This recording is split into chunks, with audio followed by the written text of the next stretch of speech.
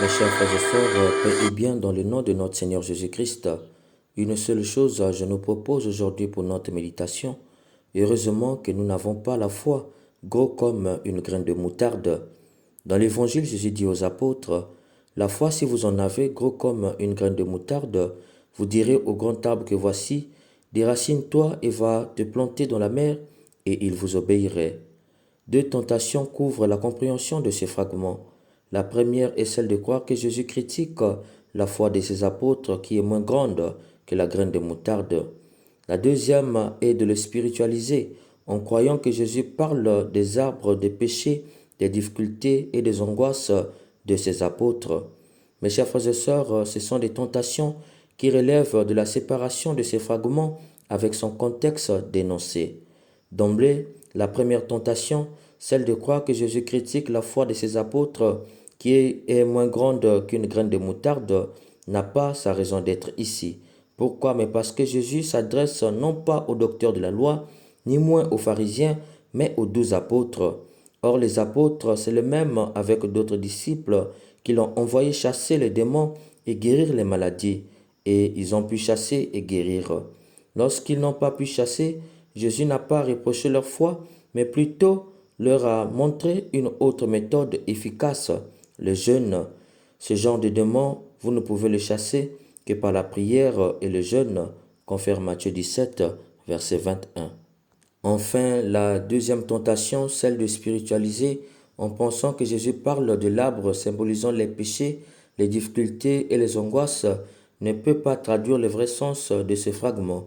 Pourquoi? Mais parce que dans la tradition juive, l'arbre symbolise la vie, ce qui veut dire encore que le sens de ces fragments est à chercher ailleurs.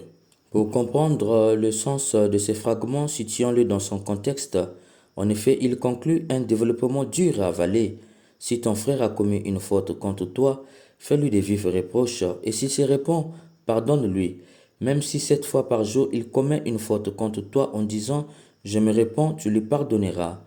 Je ne sais pas, mes chers frères et sœurs, si vous percevez la gravité de ce que Jésus demande ici. Pardonnez quelqu'un qui vous cause par jour 7 fois le même tort. 7 chez les Juifs symbolise la plénitude. Le jour symbolise une multitude de jours.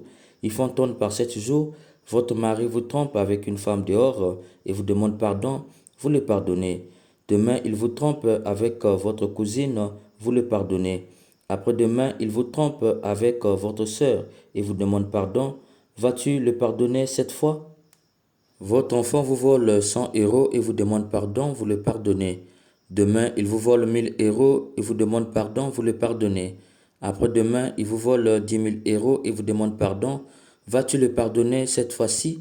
Jésus dit, tu dois le pardonner. C'est dans cette logique que les apôtres sont déconcertés puisque c'est intolérable avec la logique des hommes ce que Jésus demande. Ils ont compris qu'ils ne peuvent humainement. C'est pourquoi ils formulent leur demande pour que Dieu puisse les aider. Seigneur, augmentons-nous la foi. Pour les apôtres, pour y arriver, il faut une grande foi. Jésus leur répond, la foi, si vous en aviez gros comme une graine de moutarde, vous diriez au grand arbre que voici, déracine-toi et va te planter dans la mer, il vous obéirait. Il faut entendre par là que Jésus joue à l'ironie. L'arbre symbolise la vie et la mer symbolise le lieu de force du mal. Pour Jésus, si vous avez la foi grande comme une graine de moutarde, dans ces contextes, vous diriez à la vie, va à l'enfer. Tout devient clair ici. Jésus pointe du doigt le désordre que l'homme peut faire avec la foi. Aller jeter un arbre dans la mer, c'est un désordre car sa place n'est pas dans la mer. Jésus leur dit dans le contexte de pardon, si vous cherchez la force dans la foi, vous ferez des dégâts. Car si avec la foi, vous pouvez chasser les démons et guérir les maladies, si vous puisez dans la foi, au lieu de pardonner, vous serez tenté de rendre le mal par le mal. Souvenez-vous, certains parmi eux ont voulu descendre le feu du ciel sur les Samaritains.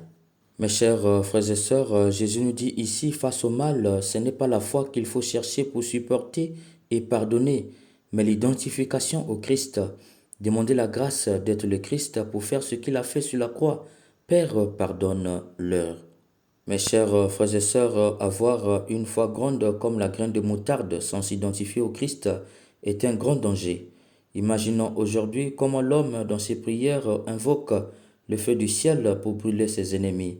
Imaginons l'homme qui aujourd'hui prie et fait un retour à l'envoyeur et on lui augmente la foi comme une graine de moutarde.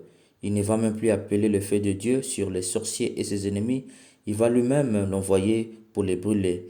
Il ne va plus demander à Dieu un retour à l'envoyeur, il va le renvoyer lui-même. D'où Jésus dit, vous diriez à l'arbre qui symbolise la vie, il faut entendre par là les innocents, d'aller à la mer qui symbolise le lieu de force du mal, il faut entendre par là, les innocents vont souffrir. C'est pourquoi Jésus dit, face au mal, ce n'est pas l'augmentation de la foi qu'il faut chercher, car en l'homme, il y a l'ange et les démons. Mes chers frères et sœurs, il ne faut jamais douter de la capacité qu'a l'homme d'être très bon et très mauvais. Face au pire, la tentation de rendre le guette, et s'il a des moyens, il peut rendre. Jésus le sait, d'où il dit, face au mal, cherche l'identification à lui. C'est pourquoi l'auteur sacré de la première lecture dans le livre de la sagesse nous dit, cherchez la sagesse, car il se laisse trouver. La sagesse de Dieu, c'est Jésus. Cherche-le, identifie-toi à lui, ainsi tu auras la force de supporter et de pardonner l'impardonnable. Puisse l'Esprit Saint nous donne la grâce de ne pas rechercher l'augmentation de la foi face au mal, mais plutôt l'identification au Christ. Amen.